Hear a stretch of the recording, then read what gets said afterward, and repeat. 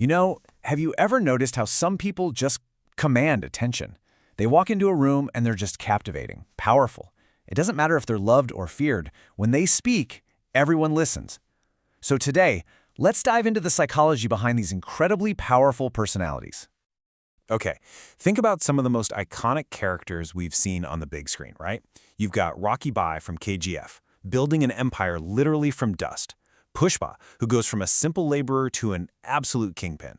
And of course, the one and only James Bond, who is just completely unflappable. So what's the one thing that connects all of them? Well, the answer is they all embody what we call the alpha personality. And look, this isn't just something you see in the movies, not at all. You find these people in every field. We're talking boardrooms, political arenas, sports stadiums, you name it. These are the folks who don't just show up to play, they show up to dominate. So that brings up a really interesting question, doesn't it? What about you? Are you an alpha? Well, let's find out. As we go through the core qualities, kind of keep a mental scorecard for yourself. This isn't some high-stakes test, it's just a cool chance for a little self-reflection. Let's see how many of these traits really hit home for you. All right, so we're going to break this whole personality type down into 7 key qualities. Think of these as the fundamental building blocks that create that powerful presence. You ready? Let's get into it. Okay, first up, quality number 1. Now, this one is the absolute bedrock of the alpha mindset. Seriously, everything else is built right on top of this. And that is 100% high confidence. And I mean unshakable, deep-seated confidence. It doesn't matter if they're at the very bottom of the ladder or sitting at the top of the food chain. In their own mind, there is absolutely zero doubt that they will get to where they're going. For an alpha, success isn't just a hope, it's an inevitability. It's just a matter of time. So how does this confidence actually, play out in the real world? Well, first off, they are always in control, especially when things go wrong. You will never ever see an alpha panic in public. Any weakness, any vulnerability, that's saved for when they are completely alone. But here's the thing, it's not just about putting on a brave face. It's all backed up by meticulous, almost obsessive planning. They don't just have a plan A and a plan B, no way. They've thought through every possible outcome and they have a plan Z ready to go just in case. All right, on to quality number 2.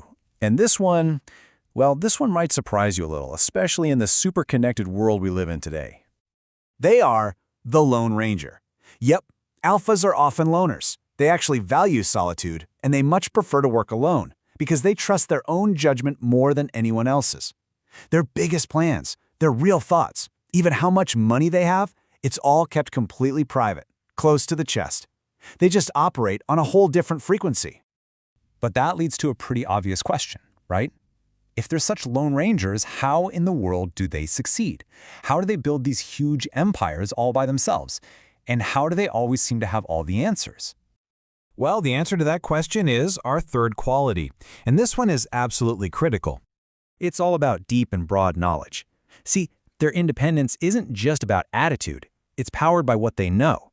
You could say an alpha's greatest asset isn't even their confidence. It's the massive library of information they carry around in their head. That, right there, is their true superpower. And here's the key part. It's not just that they're experts in their one specific field, they are, but they can also have a really intelligent, deep conversation about almost anything. Business, politics, history, what's happening in the news. You will almost never hear them say, "I don't know." And on the rare occasion they do find a gap in their knowledge, they fill it, fast. They are just relentless, constant learners. Okay, so the next 3 qualities are really interesting because they all work together. They're like a masterclass in how an alpha actually deals with the world around them. This is how they build influence and stay so focused. We're going to look at their network, how they protect their people, and their incredible emotional control. Let's break these down because this is really where you see their social strategy in action. First up, a strong network. Now, this doesn't mean they have a ton of friends they hang out with. Nope, it means they have connections everywhere. And their name, their reputation gets the job done. It opens doors that are locked for most people. Second, they're master protectors. If you're on their team, if you're in their circle, they will protect you fiercely. That inspires this incredible loyalty. It's a devotion that money just can't buy. And finally, they are logical over emotional. Little wins, little losses, praise, criticism, none of it really affects them. They just don't get rattled by the small stuff because they are completely focused on the mission above all else. So we've looked at all the traits, the qualities that make an alpha. But what's driving all of this? What's the core philosophy, the belief system that's fueling this entire personality? Let's talk about the mindset. Hunter or hunted?